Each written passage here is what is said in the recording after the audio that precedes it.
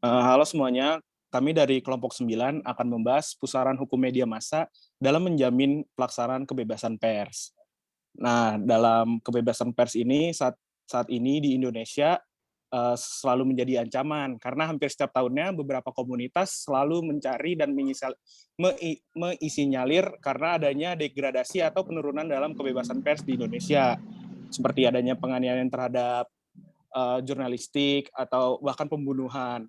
Dari sejumlah kasus tersebut dapat dinyatakan itu sebuah fakta bahwa kebebasan pers di Indonesia itu sudah menjadi uh, bumerang atau kayak ancaman juga kepada jurnalistik kalau terlalu vokal dalam pelaksanaannya.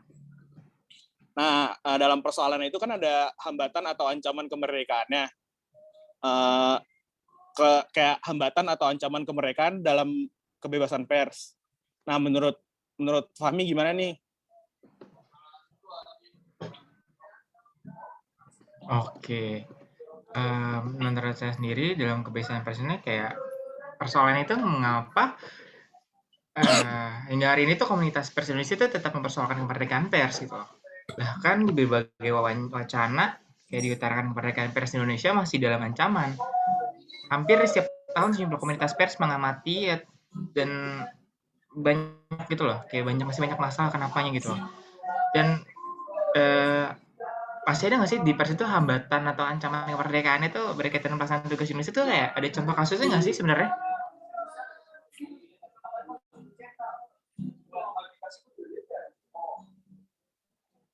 Gimana guys? Ada Uh, nggak sih contoh kasusnya gitu? Contoh kasusnya itu ada di tabloid Obor Rakyat tuh pada pemilihan presiden 2014. Pada saat itu tuh tabloid Obor Rakyat tersandung kasus pencemaran nama baik dan penghinaan terhadap calon presiden Joko Widodo. Akibatnya pemimpin redaksi tabloid Obor dihukum 8 bulan penjara karena isi pemberitaan jauh dari produksi jurnalistik seperti yang dijelaskan oleh Ketua Dewan Pers Yosef Adi Prasetyo. Dan seiring berjalannya dan semakin tumbuhnya perkembangan pers dan media massa, bertambah pula minat masyarakat terhadap informasi yang disajikan oleh berbagai macam perusahaan pers. Dan pentingnya sebuah informasi yang kini telah menjadi kebutuhan hidup sehari-hari yang tidak dapat terpisahkan lagi oleh masyarakat itu sendiri. Dan untuk mendapatkan sebuah informasi yang baik, terpercaya, faktual, dan objektif tentu harus didukung oleh perusahaan pers dan para pekerjanya yang selalu menaati UU Nomor 40 Tahun 1999 tentang pers. Demi terwujudnya kemerdekaan pers, setiap perusahaan pers harus mampu menjalankan peran dan fungsi secara baik berdasarkan kemerdekaan pers yang profesional. Profesional dalam arti menaati UU Nomor 40 Tahun 1999 tentang pers. Lalu Dewan Pers sebagai lembaga independen yang kini melaksanakan verifikasi terhadap setiap media adalah bagian pelaksanaan fungsi Dewan Pers untuk melindungi kemerdekaan pers dari penumpang gelap yakni yang tidak berbadan hukum atau media balabal. Nah, hambatan atau ancaman kemerdekaan pers dapat datang dari berbagai sumber. Selama ini yang selalu diletakkan paling mengancam, membatasi, atau mencederai kemerdekaan pers adalah penyelenggara kekuasaan negara atau pemerintahan. Dalam perkembangan pembatasan, hambatan, atau pencederaan kemerdekaan pers tidak hanya dipraktikkan oleh sistem kekuasaan otoriter atau ketidakteraturan. Oh, seperti itu ternyata ancaman-ancaman yang ada di media pers zaman ini ya. Ya.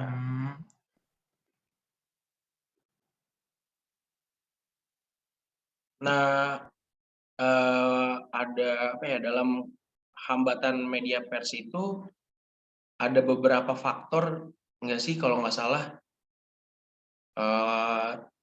Coba Sardin mungkin tahu, Oh iya, ya agak jadi lupa. hambatan tuh yang datang, yang pertama itu ada publik atau masyarakat. Lalu yang kedua itu ada kelompok kepentingan ekonomi dan politik dan kelompok mapan establishment yang merasa terganggu oleh pers. Lalu yang ketiga itu politik pers atau pers. Nah, jadi itu adalah hambatan-hambatannya. Lalu Mungkin ada lagi yang mau disampaikan oleh Oja.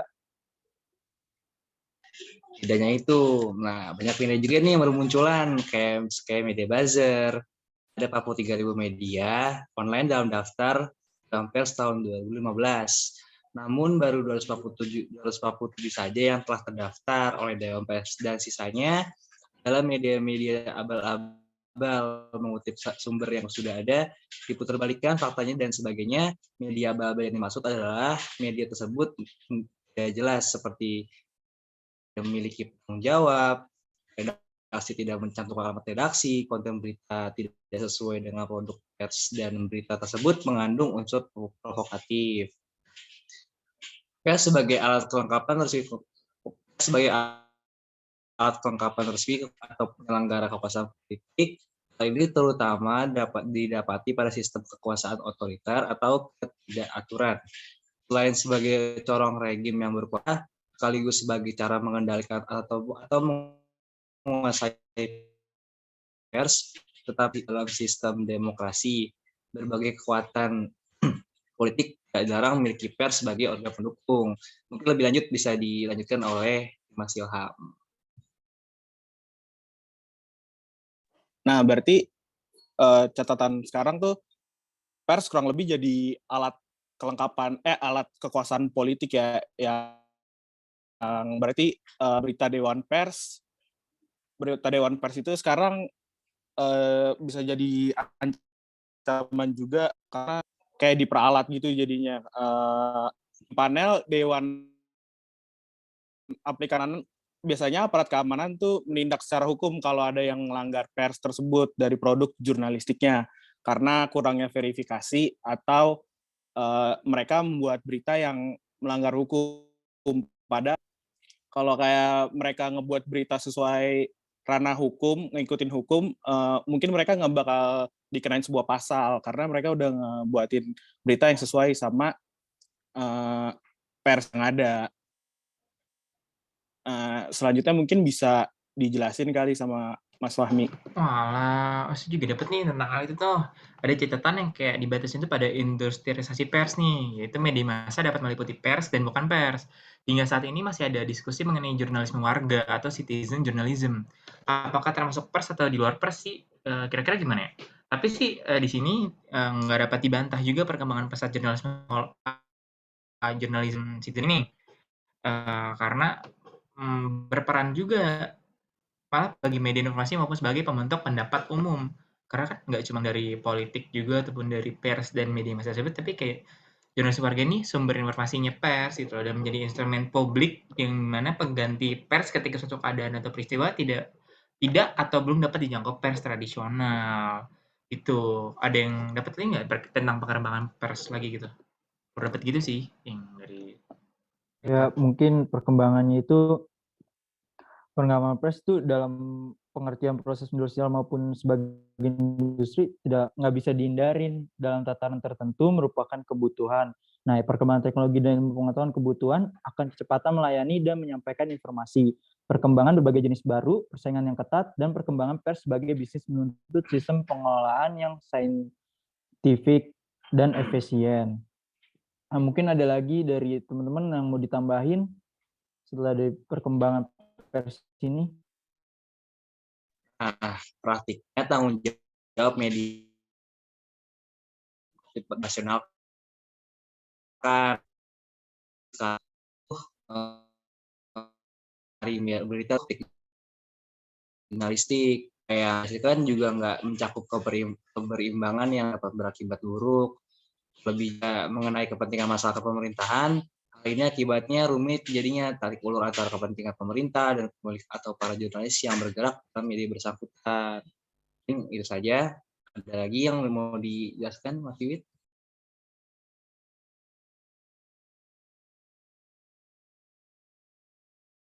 Kalau sejauh ini sih dari saya pribadi cukup sih, tapi bukan tapi ya, kayak intinya dalam melakukan jurnalistik itu harus sesuai dengan hukumnya ya, kayak ngikutin hukum kode etiknya, terus sama kalau pengen dibilang ada kebebasan pers juga kita harus ngikutin aturan-aturan yang ada, karena nggak sepenuhnya kayak media bisa menghina atau kayak menyudutkan suatu massa gitu biar gak ada unsur pengkhianatnya gitu. Mungkin dari gue tambahannya itu aja sih. Ya sih, apalagi dengan sekarang ingin adanya rancangan UUD yang ketika menghina presiden itu akan dipenjara gitu. Nah itu kan berarti sebagai media itu kita nggak bisa kayak mengkritik terlalu dalam mungkin ya. Itu sih dari saya. Mungkin teman-teman makasih banyak ya udah berbagi ilmu atau berbagi pengalaman. Bentar, masih bingung nih. Kenapa tuh? Kenapa tuh, Masih Mi? rada bingung. Ya, Di gimana sini tuh? nih. Oh, yang Apa tuh, jelasin Mi? hambatan ya? Ya, Ya, kan hambatan ada 3 tuh. Nah, iya itu betul, Wit. gimana aja sih hambatannya? Kayak bisa nggak di dalam lagi kayak politik warga tuh apa aja gitu? Hambatan kemerdekaan pers deh. Kayak belum paham aja. Ada yang mau lanjutin nggak? Kalau enggak mungkin gue bisa ngebantu yang pertama sih. Boleh sih. Kayak hambatannya tuh bisa datang dari publik atau masyarakat, karena dalam keadaan tertentu publik dapat bermusuhan dan akan berakibat kayak ngerusak persnya gitu. Tindakan permusuhan yang mencederai kemerdekaan pers biasanya bersifat kelompok ya, bukan individu. Dalam sejumlah seperti menjadi korban publik, baik karena salah pengertian atau ketidak mengerti publik dalam membaca berita, karena juga dari faktor hasutan juga ada. Bisa dilanjut juga dari peristiwa-peristiwa kayak waktu itu ada berita di Ternate, wartawan menjadi korban kekerasan publik karena ketidakpahaman publik secara merata dalam mengerti berita yang disampaikan itu apa. Berarti warga itu juga bisa jadi hambatan ya? Pantesan di sini juga dibilang yang kayak yang tadi dijelasin tuh, kalau jurnalisme warga itu berperan penting sebagai media informasi maupun sebagai pembentuk pendapat umum, gitu ya? Terus kalau yang kedua tuh gimana tuh yang tentang apa sih kelompok kepentingan tuh maksudnya apa deh? Ekonomi dan politik dan kelompok mapan. Mungkin gue mau nambahin nih, jadi ke kelompok kepentingan dan kelompok mapan. Jadi pengungkapan oleh pers cara-cara menjalankan kegiatan ekonomi yang tidak sehat dan merugikan masyarakat banyak menjadi ancaman terhadap kemerdekaan pers. Nah, cara-cara menjalankan ekonomi dengan suap, menyuap untuk hal seperti untuk memperoleh proyek atau mengurangi pajak, menjalankan persaingan tidak sehat, merusak lingkungan, pencurian kayu dengan menyalahgunakan HPH dan lain-lain. Jadi merupakan ancaman yang harus ditiadakan baik melalui negosiasi maupun kekerasan atau ancaman kekerasan terhadap pers. Jadi biasanya tindakan menakuti pers dilakukan melalui pihak ketiga yang telah biasa dengan kekerasan atau ancaman kekerasan. Nah, selanjutnya mungkin ada yang mau jelasin lagi nih yang ketiga itu hambatannya apa? Bentar, oh berarti pantas aja nih disebutin yang tadi tuh bahwa pers sebagai alat kelengkapan resmi kekuasaan politik atau penyelenggaraan kekuasaan politik, ya kan? Iya, betul banget, Wit. Wah. Terus yang terakhir gimana tuh? Tentang apa sih terakhir tadi tuh tentang politisasi pers atau pers politik tuh gimana? Kayak ancaman tuh kayak gimana di pers politik tuh kayak gimana gitu? Kayak masih bingung aja ya. Ada yang paham nggak? Gue mau namain sih mungkin kalau yang untuk ketiga, politisasi pers atau pers politik itu dalam catatan ini politisasi pers atau pers politik ya, dimaknakan atau pers partisan atau partisanship, yaitu keberpihakan kepada suatu kekuatan politik yang duduk atau bekerja untuk menduduki kekuasaan negara. Pers sebagai instrumen publik secara alamiah berpolitik, bahkan harus berpolitik. Namun pers sebagai pers yang menjalankan politik publik bebas dari keberpihakan pada suatu kekuatan politik. Lalu membicarakan atau memperjuangkan kepentingan publik adalah sebuah politik. Dan ada bermacam-macam corak pers partisan kayak gitulah istilahnya. Oh, jadi kayak regime berkuasa gitu ya, sekaligus kayak cara buat ngendaliin dan menguasain pers gitu kan. Iya, Biar kayak sebagai pers itu kayak ngedukung gitu kan. Dia jadi ngehasut media atau gimana pun itu. Kayak gitu apa gimana? Gue kurang paham atau kurang lebih sih gitu sebenarnya. seperti itu. Oke, cukup jelas sih kalau bagi gue. Kalau yang lain gimana? Udah cukup jelas sih, mungkin kita udah jelasin masing-masing Cukup kita jelas. ngerti. Sama gue juga Kayak besaran hukum di media massa ini dalam menjamin pelaksanaan kebebasan pers gitu kan. Jadi kebebasan pers ini cukup penting ya untuk hukum juga, karena biar nanti nggak ada yang ngedukung gitu loh dari belakang, ataupun tadi yang bilang dijelasin sebagai dia jadi nguasain dari rezim itu sendiri, jadi condong ke dia ataupun buat ngebantu kan biar dia menang gitu dari pers tersebut. Gimana, ada pesan tentang media pers ini dalam kebebasannya gitu, apalagi dalam media massa tersebut loh?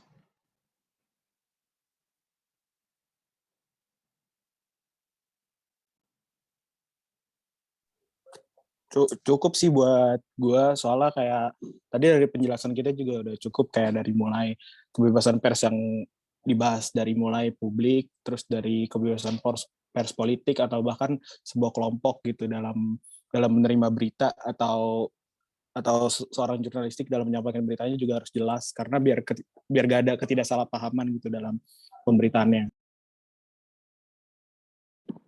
Betul banget sih. Kita jadi tahu nih terkait tadi tentang pers politik, di mana ada, walaupun kebebasannya dibilang pers itu bebas, tapi masih ada batasannya ternyata. Gitu sih. Gimana tanggapan yang lain? Mungkin ada tambahan? Ada sih dari gue. Nah, gue juga jadi tahu nih apa sih peraturan-peraturan yang harus pers lakuin, kayak nggak bisa buat sembarangan ngeliput gitu-gitu. Mungkin tadi bisa nambahin. Ya, gue juga jadi tahu nih pengertian, jadi menjelaskan kayak tadi tuh hambatan-hambatannya itu apa aja, dijelasin secara spesifik itu, jadi gue ngerti apa aja sih hambatannya. Itu ada 3 ternyata. Mungkin dari gue itu aja ya. Mungkin dari Mas Wiwit ada? Paling cukup susah ya untuk menjalin kemerdekaan pers itu kan, untuk menjamin itu pelaksanaan kebebasan pers, karena banyak juga hambatan-hambatan dan kayak banyak ancaman juga, jadi serem. Tapi ya udah kali, cukup kali ya. Cukup. Makasih banyak ya. Cukup. Oke, Mas Dimas silakan. Ya udah cukup dari kelompok 9 penjelasan tentang pusaran media dalam kebebasan pers di Indonesia ini. Jadi kurang lebihnya mohon maaf kalau dari penjelasan kita ada yang kurang jelas atau ada misinformasi juga dari kelompok kita. Oke, terima kasih. Terima kasih semuanya. Terima kasih.